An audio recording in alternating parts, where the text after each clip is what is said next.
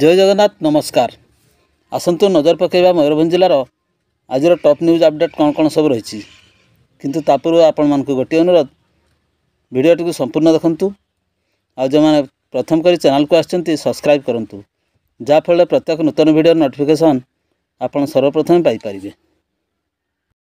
आज प्रथम खबर साइकेल जोगे सर्वभारतीय भ्रमण में बाहरी दुई युवकों को करंजिया भव्य स्वागत संबर्धना समस्त ज्योतिर्लिंग दर्शन करने सहित महाप्रभु श्री जगन्नाथ दर्शन अभिलाष नहीं सर्वभारतीय भ्रमण में बाहरी उत्तराखंड हरिद्वार ऋषिकेश ग्रामर सचिन शर्मा एवं तांगर सांग उत्तर प्रदेश मेरठ तारापुर ग्रामर रवि काश्यप राति प्राय 8 घटिका समय करंजिया सहर में पहुंचा पर प्रथमे मारवाड़ी युवमंचा संपादक आशीष कुमार अग्रवाल उभय को स्वागत संबर्धना जणाइबा सहित अतिथि सत्कार करथिले। सेहीपरि ओडिशा सांबादिक संघ तरफ जिला सह सांबादिक पार्थ प्रसन्न मिश्र सांबादिक सुमंत पात्र क्लब कार्यालय रंजित कुमार साहू समेत बहु संख्यक स्थानीय बासिंदा तांको भेटी संबर्धना जणाइथिले। उभय युवक वर्तमान सुधा साइकेल जोगे 2500 किलोमीटर अतिक्रम कर सारिथिले एवं पुरी अभिमुखे जाई महाप्रभु श्री जगन्नाथ को दर्शन करिए बोली सूचना दैछंती। परवर्ती खबर पारंपरिक करम पूजार उत्सव मुखर दरखली गाँ सारस्कणा ब्लॉक दरखली ग्राम होइछि उत्सव मुखर राति ठारू सकाळ 8टा पर्यंत धूमधाम रे पालित होइछि करम पूजा। आदिवासी संप्रदायर लोके करम पूजा माध्यम निजर कला संस्कृति और परंपरा को बजाय रखा चेष्टा करिवार देखा मिली।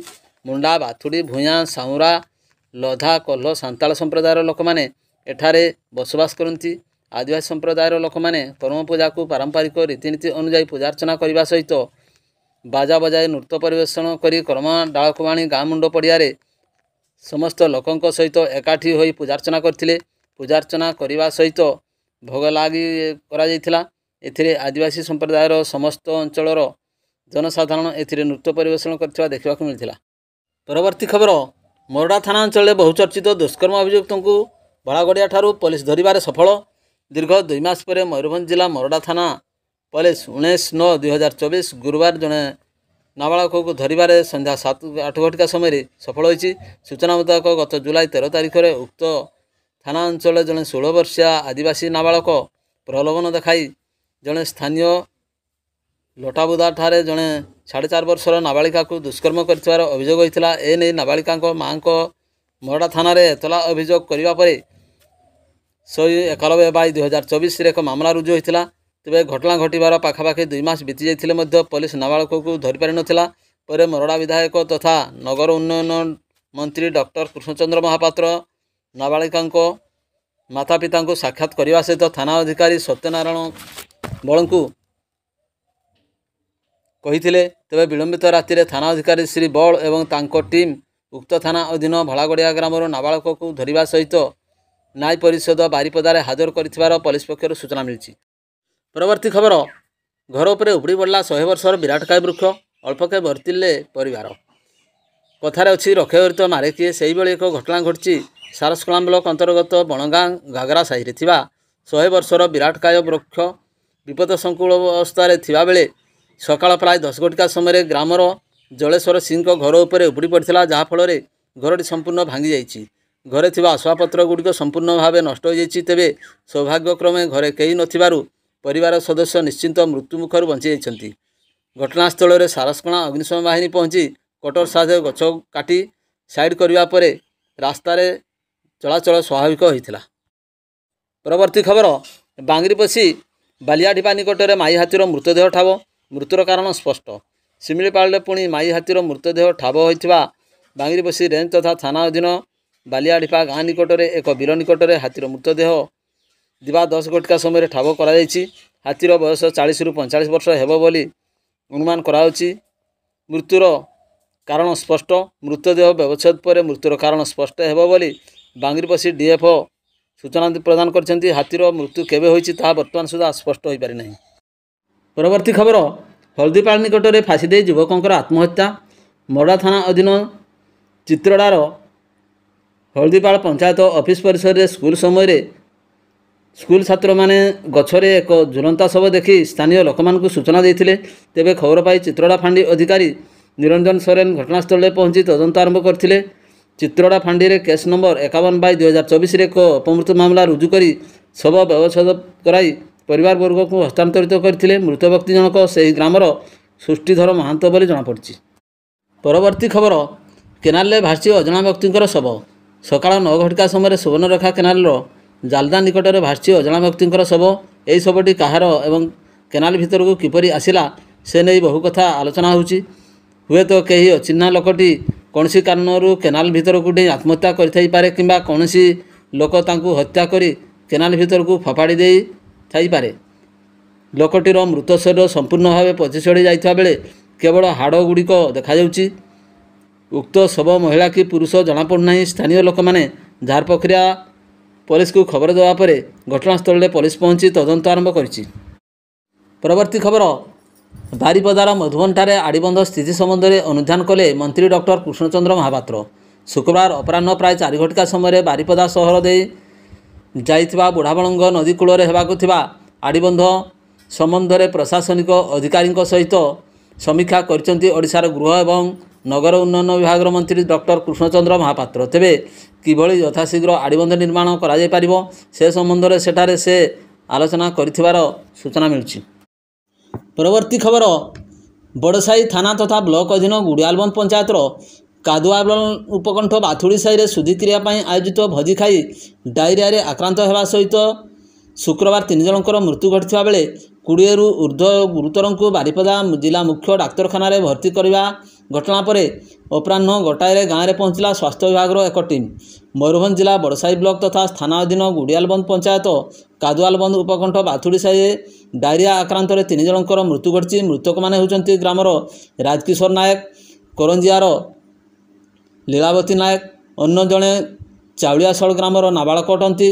ଗୁରୁବାର ଅପରାହ୍ନରେ ଦଶାହକ୍ରିୟା ଭୋଜି ଖାଇବା ପରେ ଗ୍ରାମର ଅଧିକାଂଶ ଲୋକ ଡାଇରିଆରେ ଆକ୍ରାନ୍ତ ହୋଇଥିଲେ। ଏହାପରେ ଶୁକ୍ରବାର ଆକ୍ରାନ୍ତଙ୍କୁ ଚିକିତ୍ସା ନିମନ୍ତେ ଆଣିବା ବେଳକୁ 3 ଜଣଙ୍କର ମୃତ୍ୟୁ ହୋଇସାରିଥିଲା। 20ରୁ ଉର୍ଦ୍ଧ୍ୱ ଗୁରୁତର ଡାଇରିଆ ଆକ୍ରାନ୍ତଙ୍କୁ ବାରିପଦା ଜିଲ୍ଲା ମୁଖ୍ୟ ଡାକ୍ତରଖାନାରେ ଭର୍ତ୍ତି କରାଯାଇ ଚିକିତ୍ସା ଜାରି ରହିଛି। ଖବର ପାଇ ସ୍ୱାସ୍ଥ୍ୟ ବିଭାଗ ପକ୍ଷରୁ ଏକ ଟିମ୍ ଶୁକ୍ରବାର 1ଟା ସମୟରେ ଗ୍ରାମରେ ପହଞ୍ଚି ସ୍ଥିତି ସମୀକ୍ଷା ସହ ଆବଶ୍ୟକ ପଦକ୍ଷେପ ଗ୍ରହଣ କରିଛନ୍ତି ବୋଲି ଜିଲ୍ଲା ମୁଖ୍ୟ ଚିକିତ୍ସା ଅଧିକାରୀ ଡକ୍ଟର ଅମିୟ କୁମାର ଦାସ ସୂଚନା ପ୍ରଦାନ କରିଛନ୍ତି। ପରବର୍ତ୍ତୀ ଖବର, ଜାମଶୁଳି ଗାଁରେ ବିଦ୍ୟୁତ ଆଘାତରେ ମାଇ ହାତୀର ମୃତ୍ୟୁ ଘଟଣାରେ ଜଡ଼ିତ ଅନ୍ୟତମ ଅଭିଯୁକ୍ତଙ୍କୁ ଗିରଫ କରି କୋର୍ଟଚାଲାଣ କଲା ବନ ବିଭାଗ। ଗିରଫ ଅଭିଯୁକ୍ତ ଜଣକ ହେଉଛନ୍ତି ଜାମଶୁଳି ଗ୍ରାମର ବାହାଦୁର ହେମ୍ରମର ପୁଅ ଭାଗୀରଥୀ ହେମ୍ରମ। ଫସଲକୁ ସୁରକ୍ଷା ଦେବାକୁ ଜାମଶୁଳି ଗ୍ରାମରେ କିଛି ଚାଷୀ ବିଦ୍ୟୁତ ତାର ବିଛାଇ ଚାର୍ଜ କରିଦେଇଥିଲେ। ଏହି ଚାର୍ଜରେ ହୋଇଥିବା ଜିଆଇ ବିଦ୍ୟୁତ ତାର ସଂସ୍ପର୍ଶରେ ଆସି ମାଇ ହାତୀ ମୃତ୍ୟୁ ଘଟିବା ବେଳେ ପୂର୍ବରୁ ଏହି ଘଟଣାରେ 3 ଜଣଙ୍କୁ ଗିରଫ କରି ବନ ବିଭାଗ କର୍ମଚାରୀମାନେ କୋର୍ଟଚାଲାଣ କରିଥିଲେ। ତେବେ ମାମଲା ତଦନ୍ତ ଅଧୀନ ଥିବାବେଳେ ମାମଲାର ତଦନ୍ତକାରୀ ଅଧିକାରୀ ବଡ଼ାମପୁର ସେକ୍ସନର ବନପାଳ ଦୀପକ କୁମାର ପାତ୍ର ଏହି ମାମଲାରେ ଜଡ଼ିତ ଅନ୍ୟ ଜଣେ ଅଭିଯୁକ୍ତ ଜାମଶୁଳି ଗ୍ରାମର ବାହାଦୁର ହେମ୍ରମର ପୁଅ ଭାଗୀରଥୀ ହେମ୍ରମଙ୍କୁ ଶୁକ୍ରବାର ଅପରାହ୍ନରେ ଗିରଫ କରି ସ୍ୱାସ୍ଥ୍ୟ ପରୀକ୍ଷା ପରେ ଜେଏମ୍ଏଫ୍ସି କୋର୍ଟରେ ଚାଲାଣ କରିଥିଲେ। ତେବେ ଅଭିଯୁକ୍ତର ଜାମିନ ନାମଞ୍ଜୁର ପରେ ତାକୁ ବାରିପଦା ସ୍ଥିତ ବିଚାର ବିଭାଗୀୟ ହାଜତକୁ ପଠାଇ ଦିଆଯାଇଛି। ପରବର୍ତ୍ତୀ ଖବର, ଗଲେ ଟିଭିଏସ୍ ଶୋରୁମ୍ ନିକଟରୁ ମହିଳାଙ୍କ ବେକରୁ ସୁନା ଚେନ୍ ଛିନତାଇ। କରଞ୍ଜିଆରେ ବି ମାତିଲେଣି ଛିନତାଇ ଗ୍ରୁପ। ଦିବା ପ୍ରାୟ 12 ଘଟିକା ସମୟରେ ନିଜର ଜଣେ ସମ୍ପର୍କୀୟଙ୍କ ସହିତ ଜୈନିକ ମହିଳା ବଜାର ପଟୁ ଗଲେଇ ପଟକୁ ଆସୁଥିବା ବେଳେ 2 ଜଣ ଲୁଟେରା ପଛପଟୁ ମୋଟରସାଇକେଲରେ ଯୋଗେ ଆସି ତାଙ୍କ ବେକରୁ ସୁନା ଚେନ୍ ଝାମ୍ପି ନେଇଥିଲେ। ସ୍କୁଟି ପଛରେ ଆସୁଥିବା ବେଳେ ଲୁଟ୍ର ଶିକାର ହୋଇଥିବା ମହିଳାଙ୍କ ନିକଟରେ ଥିବା ଲୋକମାନେ କିଛି ବୁଝିବା ପୂର୍ବରୁ ଦୁର୍ବୃତ୍ତମାନେ ଦ୍ରୁତ ଗତିରେ ଘଟଣାସ୍ଥଳରୁ ଚମ୍ପଟ ମାରିଥିଲେ। ଏହି ଘଟଣାରେ ସିସିଟିଭି ଫୁଟେଜ୍ ନିକଟସ୍ଥ ଦୋକାନୀଙ୍କଠାରୁ ହସ୍ତଗତ ହେବା ପରେ ଖବର ପାଇ କରଞ୍ଜିଆ ପୋଲିସ ଘଟଣାସ୍ଥଳରେ ପହଞ୍ଚି ତଦନ୍ତ ଆରମ୍ଭ କରିଛି। ପରବର୍ତ୍ତୀ ଖବର, ଆଜି ରାଜ୍ୟ ସରକାରଙ୍କ 100 ଦିନ ପୂର୍ତ୍ତି ଅବସରରେ ବାରିପଦାର ଥୌପଡ଼ିଆଠାରେ ମୁଖ୍ୟମନ୍ତ୍ରୀ ଉଦ୍ଘାଟନ କରିବେ ବିକାଶ ମେଳା। ମୟୂରଭଞ୍ଜ ଜିଲ୍ଲା ସଦର ମହକୁମା ବାରିପଦାଠାରେ 22ରୁ 24 ତାରିଖ ପର୍ଯ୍ୟନ୍ତ ରାଜ୍ୟ ସରକାରଙ୍କର 100 ଦିନ ପୂର୍ତ୍ତି ଅବସରରେ ବିକାଶ ମେଳାର ଆୟୋଜନ ହେବାକୁ ଯାଉଛି। ଏହି ଅବସରରେ ମୁଖ୍ୟ ଅତିଥି ଭାବେ ମାନ୍ୟବର ମୁଖ୍ୟମନ୍ତ୍ରୀ ମୋହନ ଚରଣ ମାଝୀ ଯୋଗ ଦେଇ ମେଳାକୁ ଅପରାହ୍ନ ସମୟରେ ବାରିପଦା ସ୍ଥିତ ଛୌପଡ଼ିଆଠାରେ ଉଦ୍ଘାଟନ କରିବା ସହିତ ଏହି ସମାରୋହରେ ଜନସାଧାରଣଙ୍କୁ ଉଦ୍ବୋଧନ ଦେବାର କାର୍ଯ୍ୟକ୍ରମ ରହିଛି। ଏନେଇ ଶୁକ୍ରବାର ଦିବା 2 ଘଟିକା ସମୟରେ ଜିଲ୍ଲା ପ୍ରଶାସନ ପକ୍ଷରୁ ଜିଲ୍ଲା सूचना एवं लोक संपर्क अधिकारी सूचना देइछन्ति। एही विकास मेलारे आयोजन एवं सुपरिचालना निमंते जिलापाल हेमकांत सोए और जिला आरक्षी अधीक्षक एस सुश्री अध्यक्षतार विभिन्न विभागर अध्यक्षों सहित बैठक अनुष्ठित हो जाइछि। परवर्ती खबर मणदाठारे संपूर्णता अभियान अधीन अणसंक्रमित रोगगुड़िकर कारण और निराकरण पर शिविर अनुष्ठित। जयपुर ब्लॉकर मणदाठारे शुक्रवार दिवा 2 घटिका समय नीति आयोग द्वारा प्रस्तावित संपूर्ण अभियान अंतर्गत संक्रमित रोगगुड़िकर कारण और निराकरण विषय स्थानीय आदिवासी मानकु सूचना देवा सहित सेमानकर स्वास्थ्य परीक्षा करा जायतिला। परे सेमानकु औषध मध्य दिया जायतिला। एक डाक्तरी टीम सहित उन्नयन अधिकारी और अन्य कर्मचारी माने मध्य उपस्थित रहितवा देखिबाकु मिलतिला। भिडियोटी को शेष पर्यंत देखिथिबारु अनेक अनेक धन्यवाद।